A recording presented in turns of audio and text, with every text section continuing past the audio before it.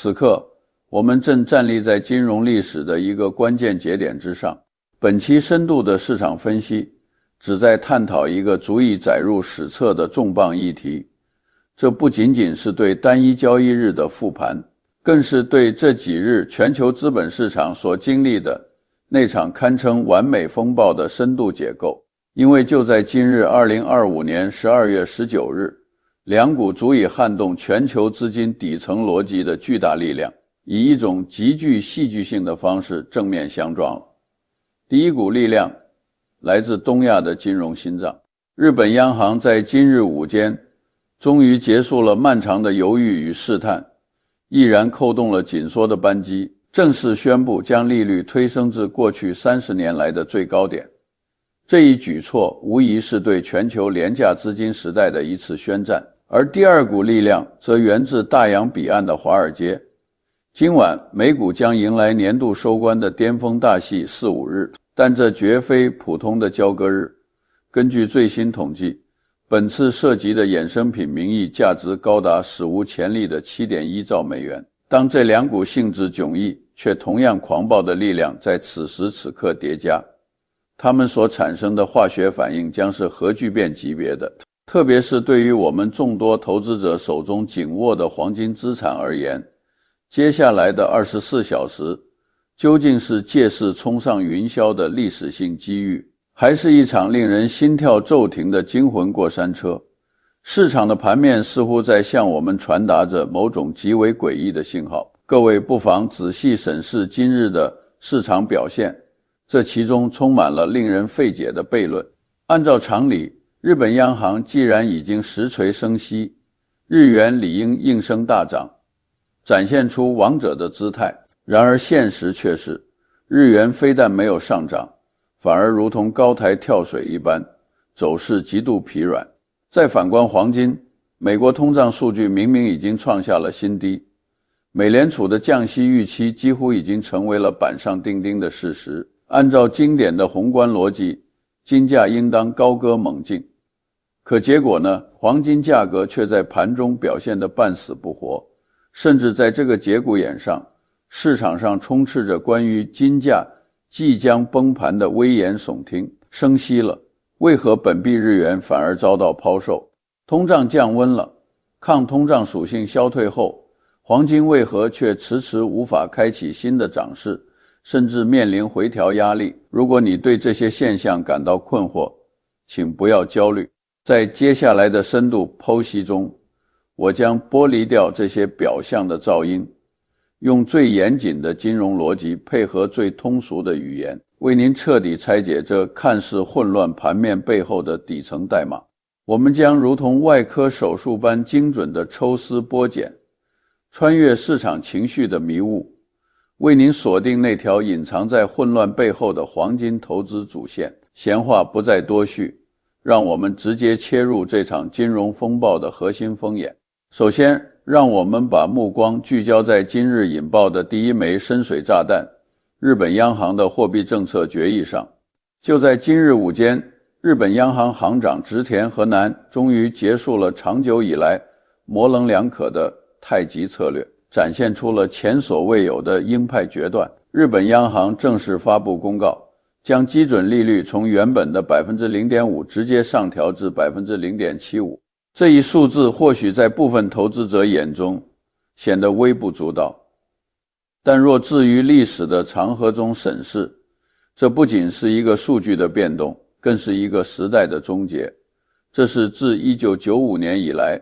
日本在整整30年的漫长岁月里所触及的最高利率水平。按照传统的经济学教科书理论，央行升息意味着该国货币的收益率上升，资金吸引力增强，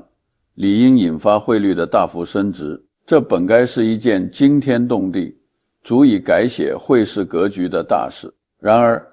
市场再次向我们展示了它的残酷与不可预测，它专制各种教科书式的傲慢。消息公布的那一刻，市场反应令人大跌眼镜。日元不仅没有迎来预期的暴涨，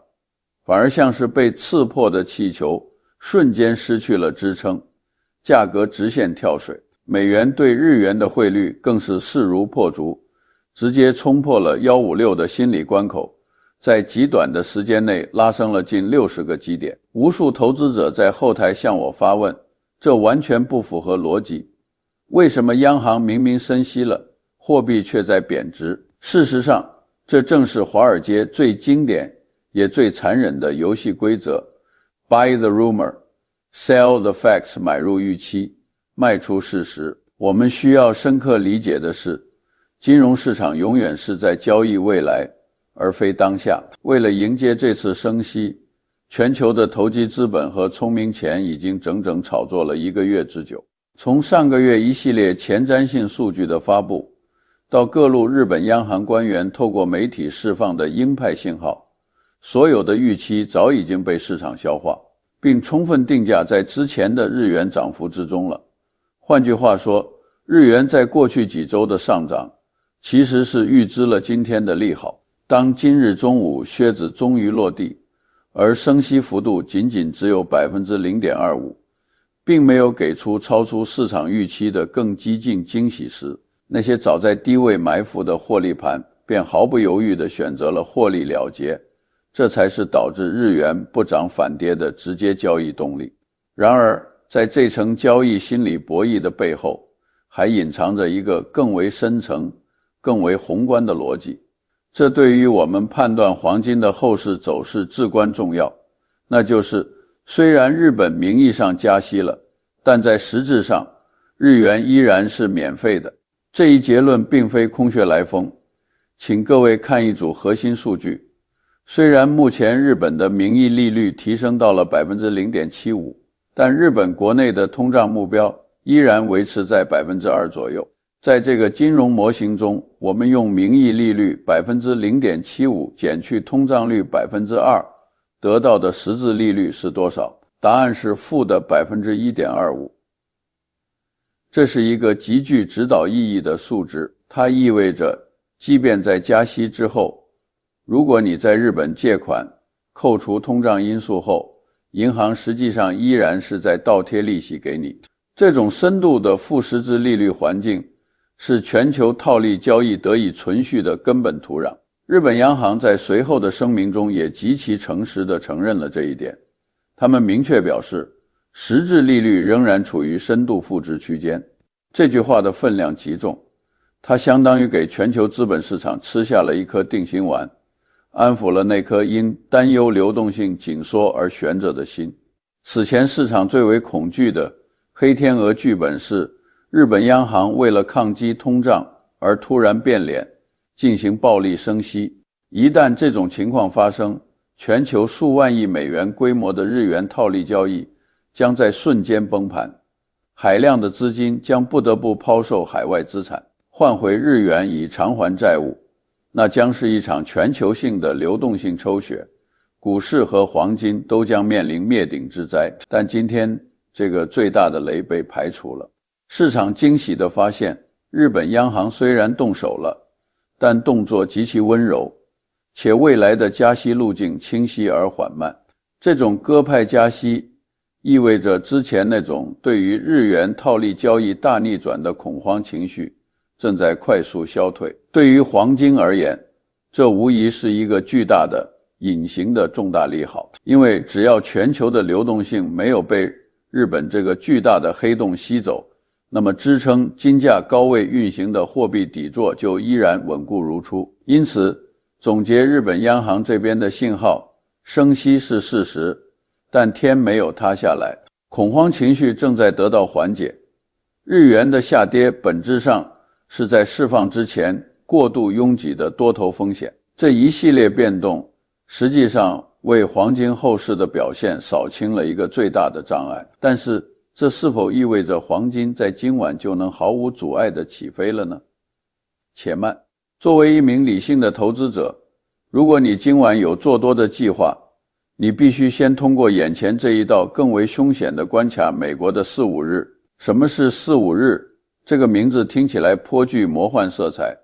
仿佛是哈利波特中的某种黑魔法仪式。但在金融世界里，它的英文原名叫做 Quadruple Witching Day， 意为4-5日。它是指美国金融市场中股指期货、股指期权、个股期货、个股期权这4种核心衍生品在同一天的收盘时段同时到期结算。在这一天，这4种操纵市场的巫师巨手法力全开，市场往往会出现不可预测的剧烈波动与天量成交。这种特殊的日子一年仅有4次，分别发生在3月、6月、9月和12月的第3个星期五，也就是今天。为什么我要如此特别地强调今天的4、5日？因为本次的规模之大，足以让即便是最资深的华尔街交易员也感到脊背发凉。根据高盛交易台发布的最新数据，今晚即将到期的期权合约名义价值高达 7.1 兆美元。各位，请务必停下来思考一下 7.1 兆美元究竟是一个什么概念？这相当于整个罗素3000指数总市值的 10% 以上。如此巨量的合约，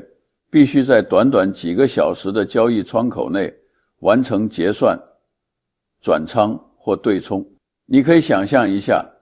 此刻纽交所和芝加哥期权交易所的交易大厅内，以及各大投行的量化高频交易服务器中，正上演着怎样一种人仰马翻、硝烟弥漫的景象。而且今晚的局势比以往任何一次都要复杂，因为这不仅仅是一次单纯的衍生品到期，它还叠加了美国刚刚公布的 CPI 数据爆冷。这一宏观背景，最新数据显示，美国11月核心 CPI 同比上涨仅为 2.6%， 创下了自2021年以来的最低水平。这就像是在一锅原本就滚烫沸腾的油锅里，突然倒进了一瓢冷水。 CPI 创新低，让市场对明年美联储降息的预期再次疯狂燃烧起来。从基本面上看，这本应是重大利好黄金的因素，但是4、5日所带来的巨大成交量和博弈需求，会像一场龙卷风一样，把所有的技术指标和短期基本面逻辑搅得粉碎。很多人可能会问，美股的期权交割日跟黄金有什么关系？关系不仅有，而且太大了。在现代高度耦合的金融体系中，资产与资产之间绝非孤岛，而是通过流动性这条暗河紧密相连。当如此大规模的期权到期时，做市商 market makers 为了对冲其巨大的 gamma 风险，必须疯狂地买卖标的股票和期货，试图将价格控制在某些关键的最大痛点或行权价附近。以标普500指数为例，目前全市场的目光都死死盯着6800点这个关键位置，多头想要死守，空头想要打压，双方将围绕这个点位展开一场血腥的拉锯战。为了维持6800点这个巨大的磁力场，庄家和机构需要调动天文数字般的资金去干预美股市场。那么问题来了，钱从哪里来？如果机构的保证金账户告急怎么办？按照风险控制的铁律，他们会毫不犹豫地卖掉手中流动性最好、变现速度最快的资产来筹集现金。而黄金作为全球公认的硬通货，往往就是那个第一个被当作提款机 ATM 变现的资产。所以当美股那边战况正酣时，黄金这边可能会突然出现一波毫无征兆的抛压，这就叫做被动抽血。这对于黄金投资者意味着什么？意味着今晚，尤其是美股开盘后的那几个小时，黄金极有可能会出现我们俗称的过山车行情，价格可能会在没有任何新闻刺激的情况下毫无征兆的暴涨，然后又莫名其妙的暴跌。这并非基本面发生了逆转，纯粹是资金面在神仙打架。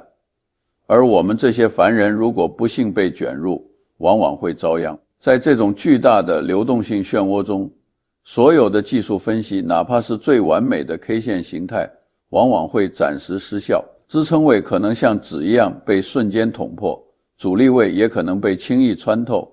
然后在收盘前又神奇地收复失地。这种令人抓狂的假突破和假跌破，正是4、5日最典型的市场特征。为了更科学地应对今晚的变局，我们的研究团队深度复盘了过去10年的市场数据，发现4、5日对黄金的影响，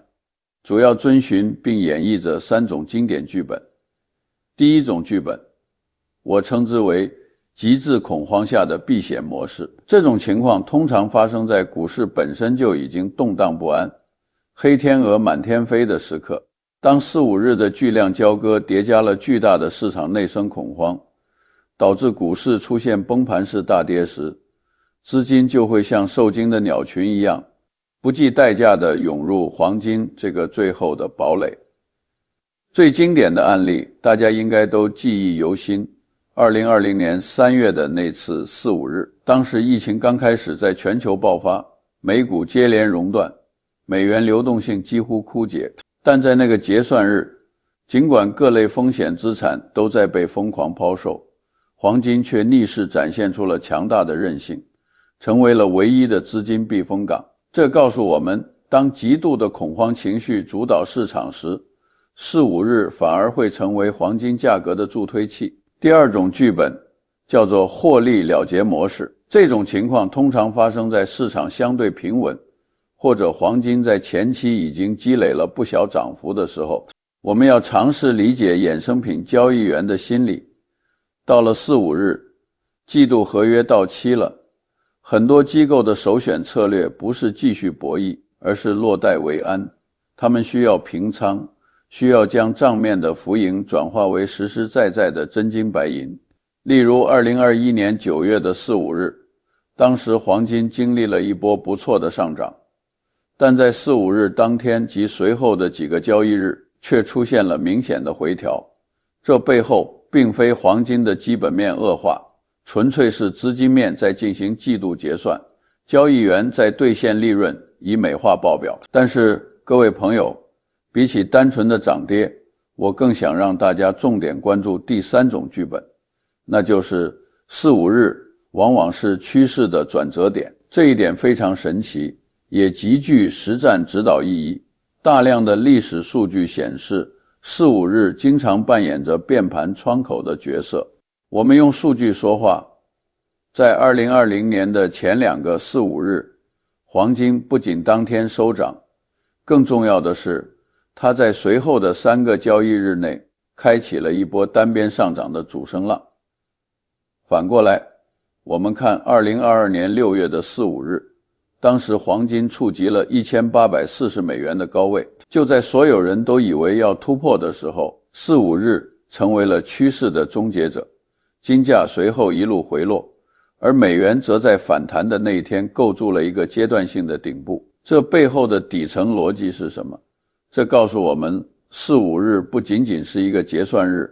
它更像是一个宏大的换手日。旧的筹码离场，新的主力进场布局下一个季度。对于我们普通投资者来说，不要去赌当天那几个小时的随机波动，那意义不大，甚至充满风险。我们要死死盯住的是，在这个4、5日结束之后，主力资金究竟选择了什么方向？那个方向往往就是未来1、2个月市场的主线趋势。好了，分析完了日本央行的虚惊一场，也预警了今晚4、5日可能带来的短线风险。那么让我们把目光放得长远一点，黄金到底还有没有戏？最近这几天，金价一直在4330美元到4350美元的高位反复震荡。这种磨人的走势让很多人开始动摇了信心。有人说黄金涨不动了，有人甚至开始喊出崩盘的论调。但根据我对盘口的深度观察，结合最新的宏观数据分析，我的核心观点非常明确，目前的震荡绝对不是顶部，而是噪音干扰下的强势洗盘。为什么这么说？我们来详细拆解一下目前市场上的多空博弈格局。首先，我们必须客观承认，空头现在手里确实握有2张短期王牌。第一张牌叫做数据失真。大家有没有发现，最近美国的经济数据经常自相矛盾，一会儿非农就业人数暴跌，一会儿又大幅上修， CPI 数据也是模棱两可。这背后有一个很重要的技术性原因，就是美国政府此前的停摆风波。这场风波导致了很多统计部门的数据采集出现了断层，样本丢失严重，这就导致了一个恶果，市场失去了价值锚点，投资者看不清美国经济到底是在复苏还是衰退。这种高度的不确定性让很多避险资金选择了观望，甚至暂时撤出，这就是我们所说的噪音。加上现在正值年底，很多大型机构面临年度考核，需要结账锁定利润，这种获利了结带来的卖压是导致金价近期回调的直接原因，而非黄金的基本面坏了。机构在年底清算账目，把账面浮盈变成真金白银发奖金，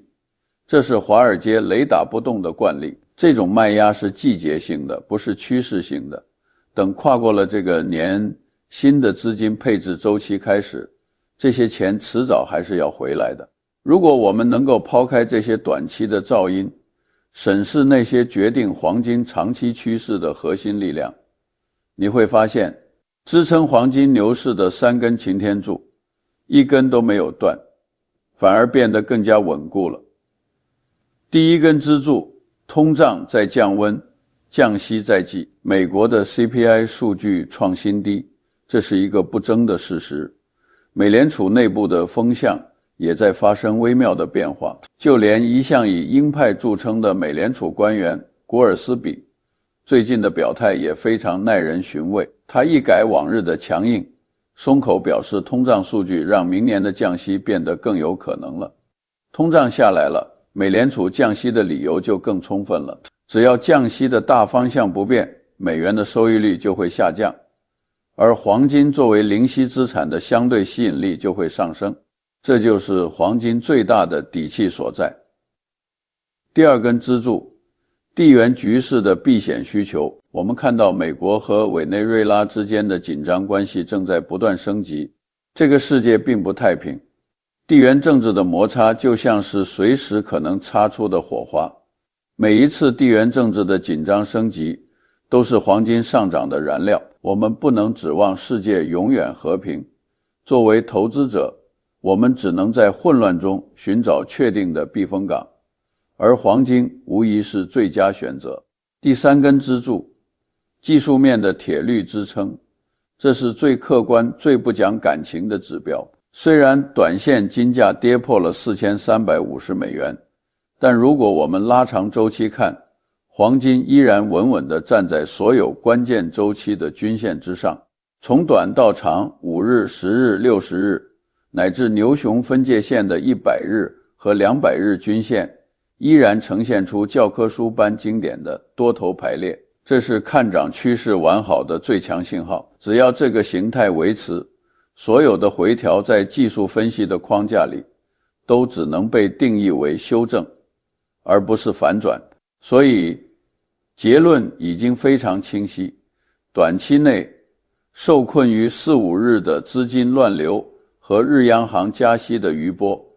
黄金可能会经历一段时间的磨底和震荡，但这就像是黎明前的黑暗，甚至可以说是主力机构刻意制造的迷雾。市场正在进行一次典型的洗盘，